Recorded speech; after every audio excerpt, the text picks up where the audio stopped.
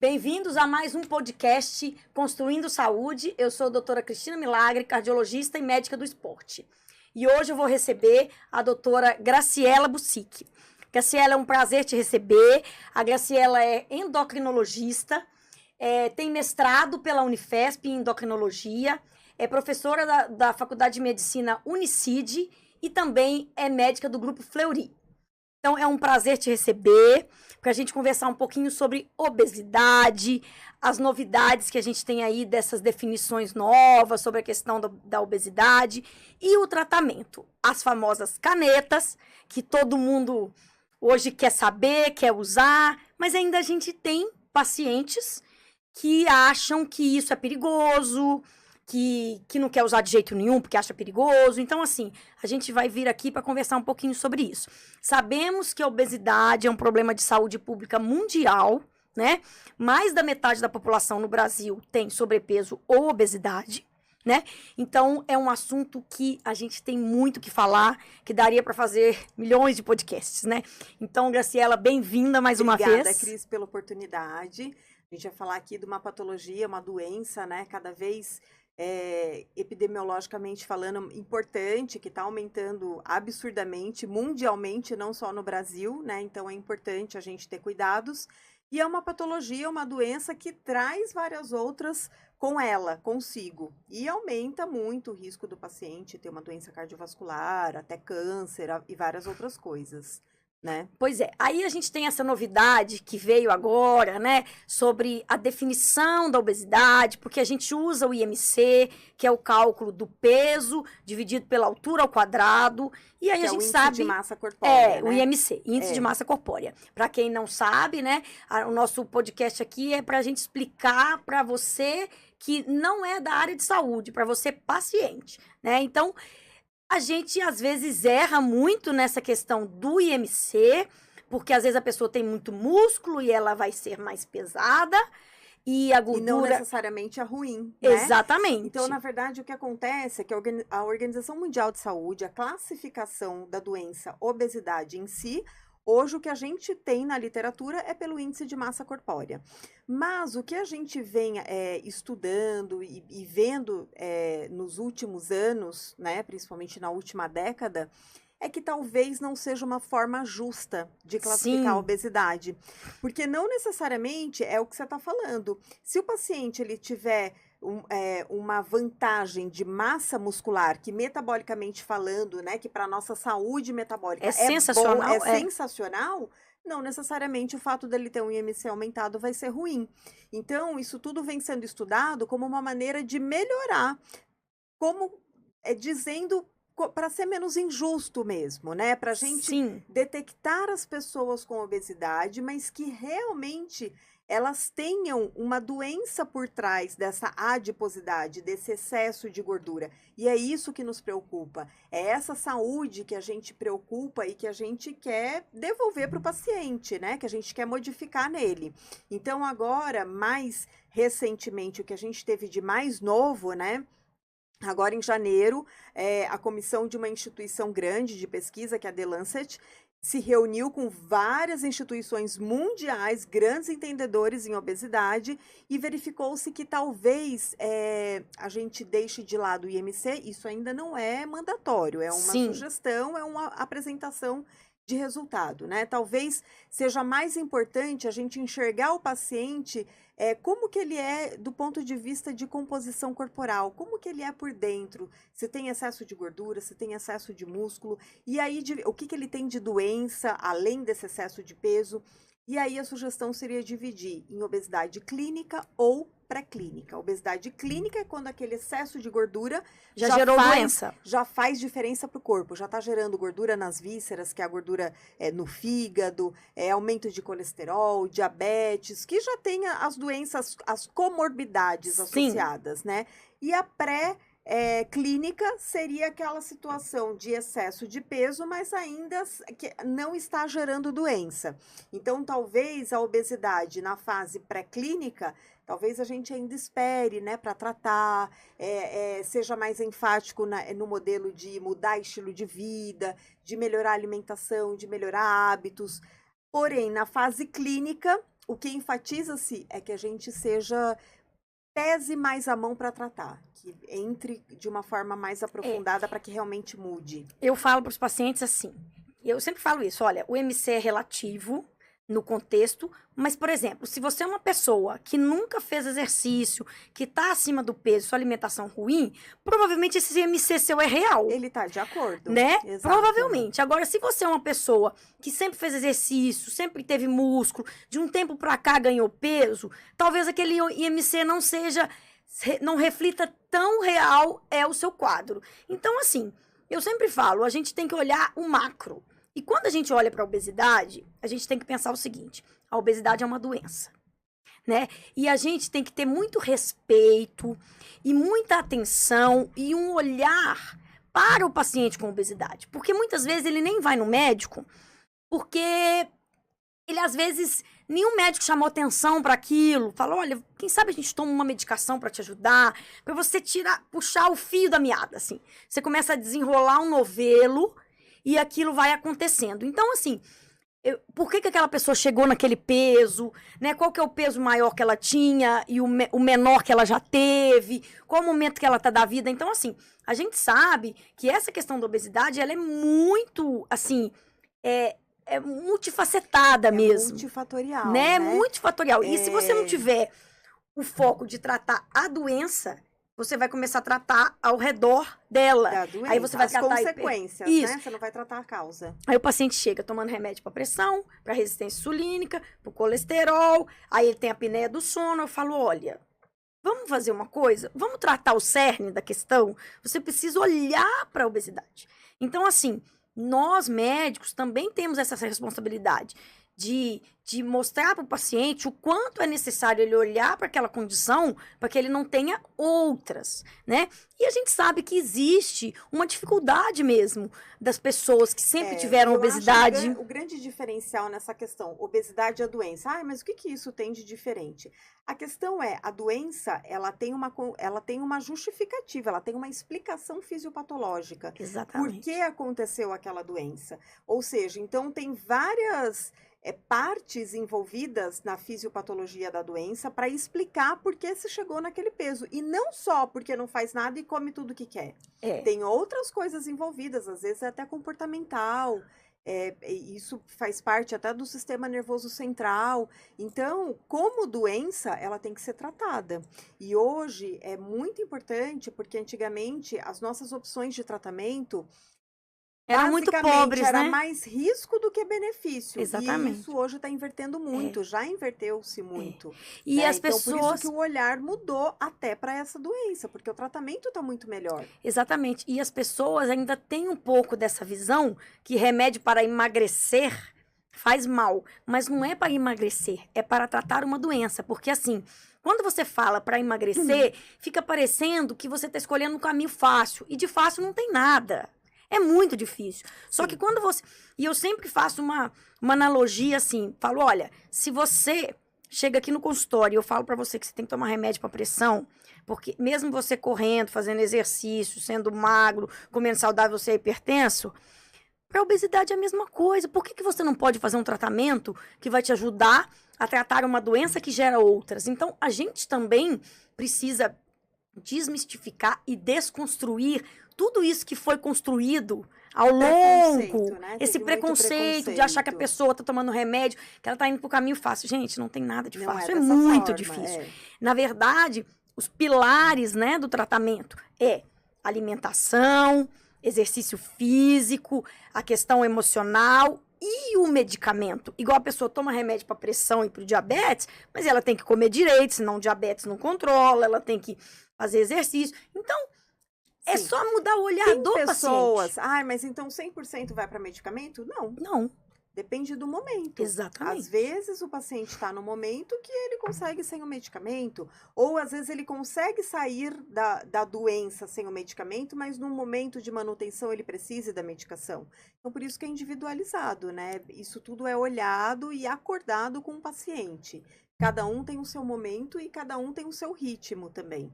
mas não tem problema nenhum ter uma ajuda. Talvez seja importante primeiro mudar tudo isso que a gente falou de estilo de vida e no segundo momento entrar a medicação. Exatamente, é para isso dar mesmo. uma melhora a mais, né? E assim, aí, como as pessoas estão muito curiosas sobre esses medicamentos injetáveis que a gente tem hoje, né, que a droga é a semaglutida, e ainda vai vir para o Brasil o tisepatida, que vem ainda, não chegou, eu acho que é importante a gente falar um pouco sobre essas medicações, né, da segurança, de quem que deve usar, os principais efeitos colaterais, e também saber que não existe nenhum medicamento hoje desses que são liberados para fazer, como que chama? Farmácia de manipulação, exato. né? Então, falando um pouco, claro, a gente tem outras medicações via oral também, mas a gente acaba focando até um pouco mais nos injetáveis, que são os da vez, A né? bola da vez, É, isso a bola mesmo. da vez.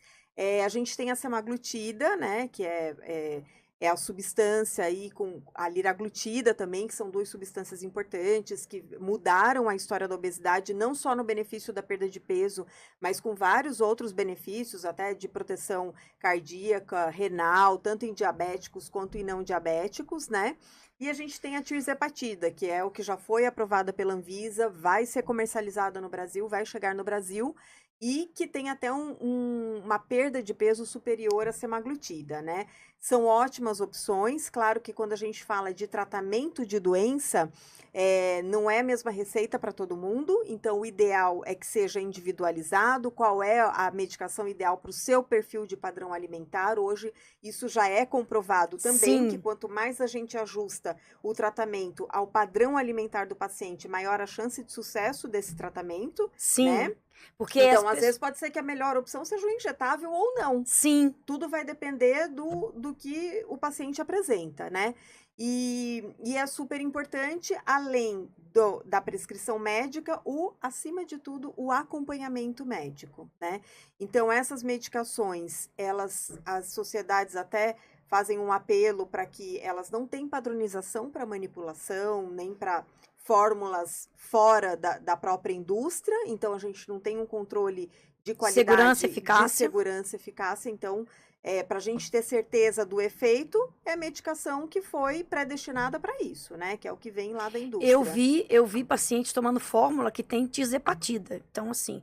inadequado, de forma inadequada, pela falta de segurança. Porque você não sabe o que tem ali. Exatamente. Porque provavelmente não tem tirzepatida. Né? Não sabemos. Não dá pra sabemos, saber. Né? E aí o maior cuidado com isso é que da forma como a gente não tem a certeza e a segurança dessa substância, a gente não sabe também o que ela pode causar, né? Exatamente. Ela pode até ser favorável, como pode ser desfavorável. E outra coisa também é que esses medicamentos, eles têm que ficar na geladeira. Né? Eles têm que ficar refrigerados. Então, principalmente ao comprar. Exatamente. Né? Se você compra, você tem que ir para casa e deixar na geladeira. Então, assim, se você vai comprar um produto que você não sabe a procedência, será que ele estava bem armazenado? Ele vai perder, né, a sua ação, seus benefícios, pode trazer alguns problemas de efeito colateral, não sabemos. Então, assim, cuidado. Lógico, a gente sabe que tem uma questão de custo, que são medicamentos caros. Infelizmente, não vai estar disponível para muitas pessoas, né, que até gostariam de usar, tem total indicação, mas infelizmente a questão do custo é muito importante. Mas aí eu acho que entra a parte boa dos lançamentos, né? Porque eu acho que quanto mais oferta a gente tiver de medicação e até mesmo de marcas, Sim. Isso acaba diminuindo o custo Claro. de uma forma e o acesso à população acaba aumentando, né? Isso eu acho que é a parte boa desses lançamentos, o tanto de opção que a gente vai aumentando. E tem várias e várias outras substâncias para virem. Acredito que 2026, 2027 já vão vir outras melhores e cada vez melhores e mais completas, e a outra intenção com menos efeito colateral, né? Uma coisa que eu queria te perguntar, porque a gente sabe que essas canetas, elas são de uso semanal, e que a pessoa vai aplicar uma vez por semana, por 4 semanas, e depois aumenta a dose, e vai aumentando gradativamente, principalmente por causa do efeito colateral, para ter uma adaptação do corpo. Sim. E aí a gente tem visto essa moda dos cliques, Uhum. E aí eu queria saber de você, porque assim, se realmente isso tem dentro da endocrinologia, ou se foi uma coisa que os médicos foram se Foi adaptando, uma forma como é que é? adaptada, na verdade.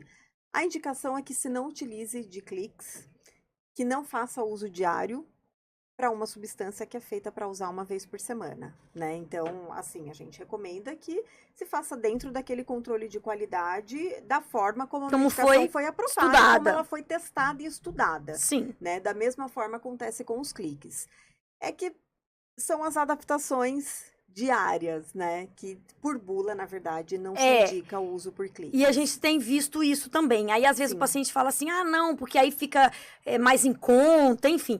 Mas aí você está Mas é usando uma dose que complicado, mas é complicado porque a partir do momento que você passa a usar cliques, talvez até extrapole a validade da própria caneta, porque que no pode. geral são 6 semanas. E se você vai fazendo aquela dosagem de clique, ela acaba ficando mais tempo. É, E aí extrapola a validade da caneta, e você já não pode garantir o efeito ou até mesmo o efeito colateral, né?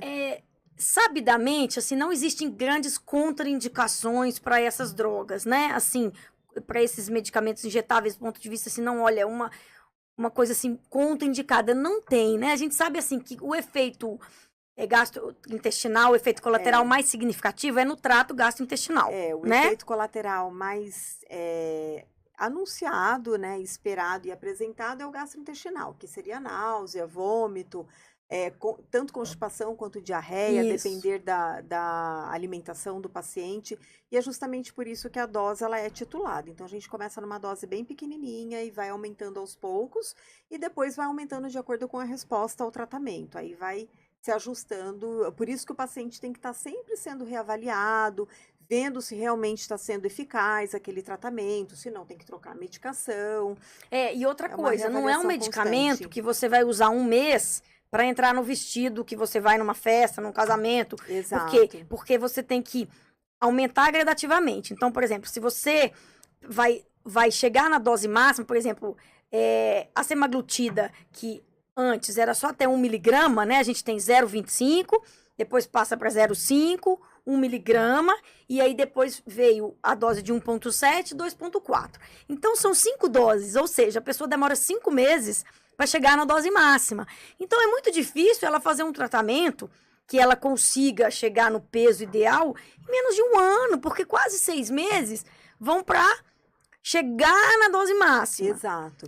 É o que a gente fala, os primeiros 3 a 6 meses, a gente ainda vai estar avaliando a resposta. Se está tolerando bem e se está tendo um benefício também. O benefício Claro. sempre tem que superar o risco, né? E aí depois a gente vai reavaliando tudo. Mas é o tratamento de uma doença, é uma doença crônica, né? Então, é uma coisa gradativa e contínua. É isso Então, que as também pessoas não têm é que uma entender. medicação que você vai usar um mês e depois suspender. Não vai Não adiantar é, não é nada. tratar uma dor, é tratar uma doença crônica, né? Não Crônica. é agudo. Até porque a gente fala assim que mais difícil que perder peso é manter o peso que você chegou, que você atingiu o seu objetivo, né? Então, é a mesma coisa. Você demora a ajustar uma hipertensão, demora a ajustar, chegar no nível do colesterol que você preconiza para aquele perfil de paciente, e aí depois o remédio mantém aquele efeito. Então, às vezes o paciente pensa que o remédio do colesterol, por exemplo, vai abaixando, abaixando até o colesterol quase não tiver. Não, não existe Não, isso, não né? existe. Então, o remédio faz aquele efeito e ele vai E aí ele manter. vai só manter. A No mesma caso da coisa obesidade é a mesma é o coisa, né? tratamento para obesidade. Exatamente. É a longo prazo e de forma contínua, né? E isso, de alguma forma, é explicado. A ciência explica por que que acontece. Ai, doutora, mas eu parei o remédio e ganhei tudo de novo. Provavelmente tem grande chance de De ganhar, acontecer. porque a medicação, ela não muda de forma permanente o seu organismo, Não. o que te levava ao excesso de peso. Ela muda enquanto você está fazendo uso da medicação, enquanto você está fazendo a sua parte também, né? Fazendo Claro. exercício, fazendo alimentação, todos os pilares aí do emagrecimento. Então, por isso que é muito provável que fique usando de forma crônica, mas grande parte dos pacientes que fazem uso dessas medicações, eles também conseguem mudar de uma forma bem importante, intensiva, né? O exercício muda a composição corporal, ganha mais massa muscular. nota muita melhora, né? No Nossa, dia a dia, qualidade de na vida, rotina. E exatamente. essa melhora impulsiona para toda essa parte do estilo de vida. E aí, talvez a medicação a gente consiga, sim, Reduzir dar dose, tempo, né? reduzir dose. Porque Exatamente. depende muito dos outros pilares. Não é só o remédio, né? O remédio é o empurrão. Exatamente, porque assim, às vezes tem paciente que não tolera, chegar, vamos supor, a 1 miligrama, mas ele tolera meio miligrama, e aí ele toma meio por um tempo longo, e ele vai aos poucos adaptando. E é o que você falou, chegou num platô, tipo assim, chegou no peso, ele pode manter uma dose, que é o que você falou, a gente vai adaptando, mas ele também não pode pra ficar aquele sem. estilo de vida, exatamente. É muito importante, durante esse processo de tratamento, né, para perda de peso, você ir se conhecendo, é o que eu falo para os pacientes, se conheça. Se conheça. Qual que é o seu gatilho de fome, o seu gatilho de comer alguma coisa determinada, para alguma dificuldade maior. Se conhecendo, você consegue agir melhor para prevenir esse gatilho. Exatamente. Então, assim, eu acho que as pessoas têm que entender todo esse processo da doença e muitas vezes eu escuto isso também. Ah, doutor, o remédio deu rebote. Eu falo, não é que o remédio deu rebote. Ele fazia... Falta do tratamento deu rebote, né? Ele fazia o efeito enquanto você estava usando e aí você mudou seus hábitos. À medida que você para o medicamento e relaxa, né? Tipo, não, agora... eu cheguei no meu peso ideal, agora você ganha tudo de novo. Então, assim, o que a gente sempre fala, depois que você atinge o seu peso, você tem que ficar muito vigilante. Aí você vai, ganhou 1, 2 quilos, volta pro caminho. Tipo, você tem que ficar muito alerta, porque é uma vigilância. Na literatura tem comprovação já dos pacientes que param a medicação. E o que é demonstrado, tem trabalhos demonstrando que no primeiro ano, 2/3 do peso tende a voltar. Se não tudo. Olha, no primeiro ano que para. Que para. E grande parte dos pacientes acabam parando, principalmente aqueles que pararam o acompanhamento. Por isso que eu falo, a chave é o acompanhamento na manutenção, que é o momento que não deve parar. Exatamente. E assim, você falou das questões de segurança do medicamento, que já comprovou em várias especialidades, né? Uhum. Então, essas drogas, elas já estão aí para a parte cardiovascular, né? Porque quando foi lançado esses medicamentos, depois veio um estudo que foram 17 mil pacientes, né, obesos, sem diabetes, que usaram essas drogas injetáveis, e mostrou-se que nesse público, que já tinha alguma cardiopatia, eles diminuíram em 20% eventos cardiovasculares recorrentes. Então, assim, não tinham diabetes, né? Então, realmente, ela veio mostrar a sua segurança e eficácia no tratamento da obesidade, com um estudo de muito peso, de quase 20 mil pacientes, e diminuir evento cardiovascular em 20% em quem já é cardiopata, isso é sensacional, né, Graciela? Melhora muito. Né? E da parte renal também, né? Que a gente pode melhorar a função renal, o paciente perdendo peso, ele vai trazer toda uma questão metabólica, né, de melhorar a glicemia, a resistência insulínica, e vai também ter esse benefício renal também do controle das doenças, mas a gente sabe da segurança desses medicamentos. Então, a gente, como profissional da saúde, a gente precisa mostrar para os pacientes a importância e a segurança desses medicamentos. Porque eu escuto, doutora, essas canetas aí, tipo assim, mas isso é perigoso, Deus me livre. Eu falo, olha, realmente é perigoso. Para quem se você chega usar no balcão sozinho da farmácia e pede por ela, sem prescrição, exatamente, sem acompanhamento. Aí o risco passa a ser maior do que o benefício. Até porque quando você orienta o paciente, fala, olha, pode acontecer isso, isso ou aquilo. Se acontecer isso, você... Às vezes a gente reduz a dose, né? A pessoa aumentou, a gente fala, não, vamos voltar para a dose inicial mais um período e depois a gente aumenta mais para frente. Talvez você precise de um tempo maior para o seu corpo adaptar, né? Porque aquela sensação de saciedade, né? Porque ele tem uma ação tanto na parte de efeito intestinal, no trato gastrointestinal, né? Assim, mesmo. de agir interferindo nessa questão do peso, porque a gente sabe que a obesidade também tem relação com a saúde intestinal, né? Ele age na parte do hipotálamo, né? Da questão cerebral. Sim. Então, ele age de várias formas, né? Então, a gente entender que a obesidade é multifatorial no sentido de genética, porque a gente vê pessoas que as famílias, todo mundo vem com um peso acima, essa pessoa ela vai ter que tratar para sempre, não tem como ela se desvincular de uma medicação, igual ela vai tratar hipertensão, diabetes, né? Sim. Então, assim, é importante a gente mostrar esse lado todo. Então, assim, essa questão de todos os pilares da pessoa tá fazendo um tratamento medicamentoso, pensar na questão do sono, da alimentação adequada, do exercício, das escolhas saudáveis, porque às vezes eu tenho uma paciente, por exemplo, que ela usa por conta dela, porque eu sou contra. Por quê? Porque ela usa e come menos besteira. Aí eu falo, olha, você tá cada dia perdendo mais músculo, porque você não faz exercício, aí você tá perdendo peso e tá perdendo músculo, porque uma coisa importante, gente, toda perda de peso vai perder músculo. Vai perder gordura, mas vai perder músculo. Porque a gente vê aí na mídia, às vezes nas redes, o Ozempic, o Wegovy, os remédios, eles perdem massa muscular. Sim, se você perdeu peso, você vai perder. Só que se você faz atividade física, principalmente treino resistido, treino de força adequada de proteína, é o que eu falo. Exatamente. Não adianta pegar peso sem comer proteína. Exatamente. Você vai na academia, voltou da academia, tem que comer proteína, você usa o medicamento e aí você direciona a sua perda de peso para a gordura. Vai perder um pouquinho de peso? De músculo? Vai.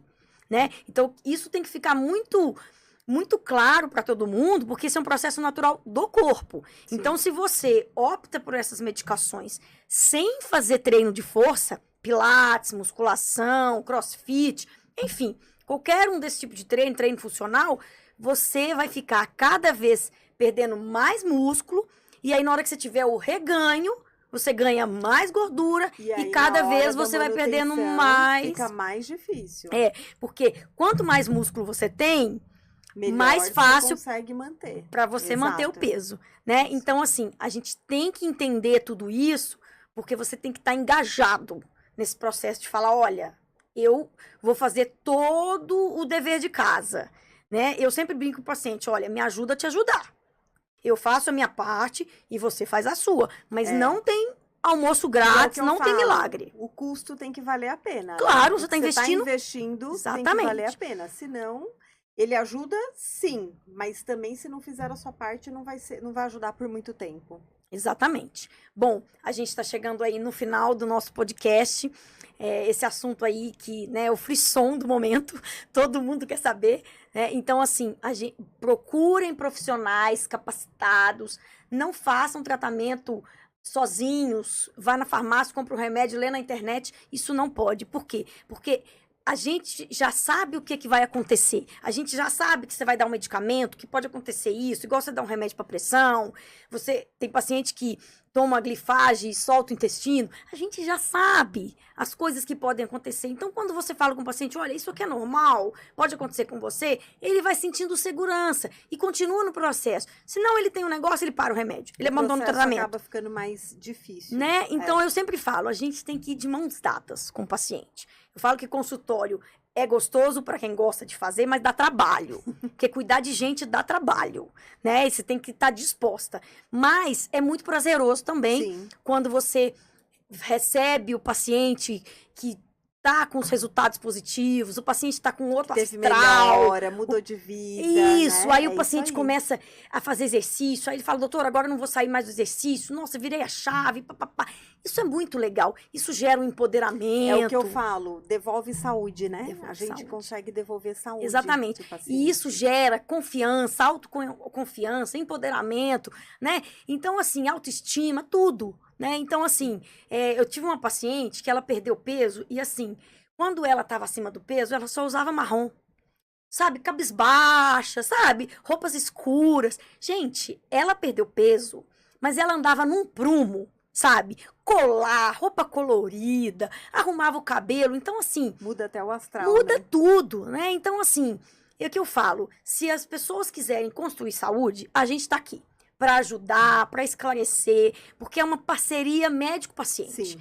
E tratar a obesidade é um desafio diário, porque ao mesmo tempo que para aquele paciente tudo deu certo, o outro nenhum remédio resolveu para ele, né? Ele não respondeu tão bem a uma droga, aí você usa outro também não resolveu, né? Igual o hipertenso que a gente tem que dar um monte de remédio, nenhum dá certo, todos dão um efeito colateral. Então assim, é um desafio, né? Então assim, eu acho que a gente falou bastante aí das principais, os principais efeitos colaterais, a importância aí desse acompanhamento médico. Então, Graciela, eu queria agradecer mais uma vez a sua presença. Eu acho que foi um bate-papo muito gostoso. Queria que você fizesse uma mensagem final aí para as pessoas e falasse das suas redes. Fique à vontade. Bom, eu estou na rede do DRA Graciela Busic. Estou pronta para ajudar. Eu acho que é um processo, tratamento. E é um acompanhamento, é um autocuidado, é um momento de focar mesmo no que realmente importa, né? Que é a saúde, é o bem-estar, na verdade. Saúde não é só ausência de doença, né? É um bem-estar também. Exatamente. Saúde é se sentir bem, né? É sentir com ânimo para viver, para fazer as coisas, para ter projetos. Então, eu sempre brinco. Construa saúde ou doença. Fique à vontade para construir o que você quiser. Então, o meu podcast, esse é o objetivo, da gente trazer informações para as pessoas que não são da área da saúde, que querem conhecer mais os assuntos para se cuidar cada vez mais. Eu sou Cristina Milagre e o meu Instagram é DRA Cristina Milagre. Então, em breve teremos mais e mais podcasts no ar.